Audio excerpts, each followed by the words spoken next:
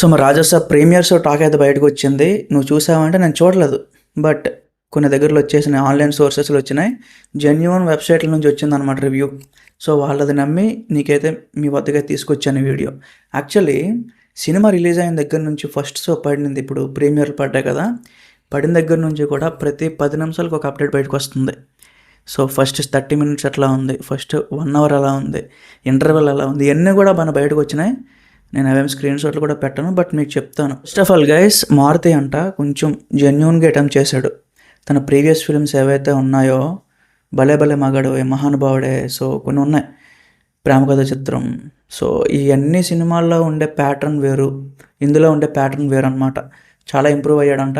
దాంతోపాటు మారుతికి వచ్చే main plus point ఏంటి అంటే ఇన్స్టాంట్గా కామెడీ జనరేట్ చేయగలడు. అదే మెయిన్ అతనికి అడ్వాంటేజ్. సో చాలా బాగా అనిపించింది. ఈవెన్ ప్రేమ కథ చిత్రం కూడా చాలా తక్కువ బడ్జెట్తో తీశాడు ఆ సినిమా. ఐ థింక్ 50 లక్షలు 60 లక్షలు, నాకు కరెక్ట్గా తెలియదు.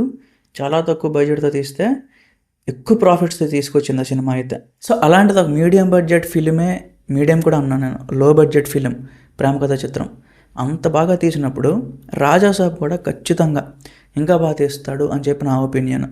ఇప్పుడు మన బయటకు వచ్చే సోర్సెస్ కూడా ఆ మాదిరిగానే పాజిటివ్గానే ఉన్నాయన్నమాట.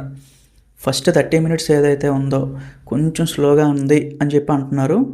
30 మినిట్స్ అయిపోయిన తర్వాత అంటే కథ అంతా ఎస్టాబ్లిష్ చేస్తారు కదా, మనకి పరిచయం చేసే విధానం ఇదంతా ఉంటుంది. ఆ 30 మినిట్స్ అయిపోయిన తర్వాత నుంచి కూడా స్టోరీ ఇంకా స్పీడ్గా వెళ్ళడం. సో ఇంటర్వెల్ బ్లాక్ దగ్గర ఒక ట్విస్ట్ అయితే ఉంటుంది, మన ప్రభాస్ డ్యూయల్ రోల్ ఉంటుంది కదా, సో ఆ లైన్ నేను మీకు చెప్పను, బట్ ఇంటర్వెల్ బ్లాస్ట్ దగ్గర వచ్చే ఒక ట్విస్ట్ నిజంగా బాగుంటుంది. చాలా బాగా డిజైన్ చేశారంట. తమనన్న కూడా ఇచ్చి పడేశాడు బీజిఎం. సో తమను కూడా మంచి వర్క్ చేశాడు. చాలా సంవత్సరాల తర్వాత ఆయనకు ఒక హర్రర్ ఫిలిం దొరికింది. సో కొత్త జానర్ బాగా ట్రై చేశాడు, బాగా ఇచ్చాడంట బీజిఎం కూడా. సెకండ్ హాఫ్లో చూసుకుంటే మళ్ళీ ఒక ఫ్లాష్ బ్యాక్ కూడా ఓపెన్ అవుతుంది సంజయ్ దత్ గారికి, అలాగే ప్రభాస్, మన ఓల్డ్ ప్రభాస్ ఉన్నాడు కదా, సో ఆయనకి మధ్యలో వచ్చే సీన్స్ కానీ, సో ఇవి కూడా కొంచెం బాగానే వర్కౌట్ అయ్యాయి అని చెప్పి టాక్ అయితే ఉందన్నమాట. అండ్ వన్ మోర్ థింగ్ ఏంటి అంటే సప్తగిరి, సో ఆయనతో పాటు ఇంకో కొంతమంది ఉన్నారు. తమిళ్లో ఒక యాక్టర్ ఉంటారు, నాకు కరెక్ట్గా పేరు గుర్తు రావట్లేదు, వాళ్ళతో కామెడీ సీన్స్ కూడా చాలా బాగా వచ్చాయంట. అగైన్ గైస్, ప్రభాస్ అన్న కామెడీ జనరేట్ చేయగలడు. మనం చూసాం ఒక మన డార్లింగ్ కానీ, బిల్లా కానీ, సో కొన్ని ఉన్నాయి ఫిలిమ్స్, నోటెడ్ ఫిలిమ్స్.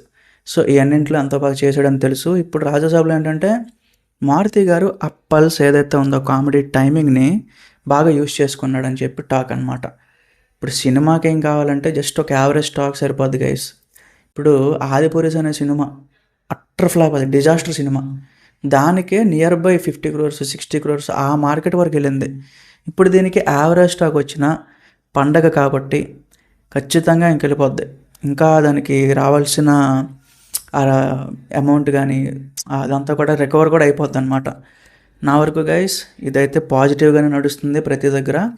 మీరు కూడా వెయిట్ చేయండి. రేపు వెంటనే ఒక షో పడంగానే ఎర్లీ మార్నింగ్ వెంటనే అప్డేట్ చేస్తాను. So stay tune. Thank you.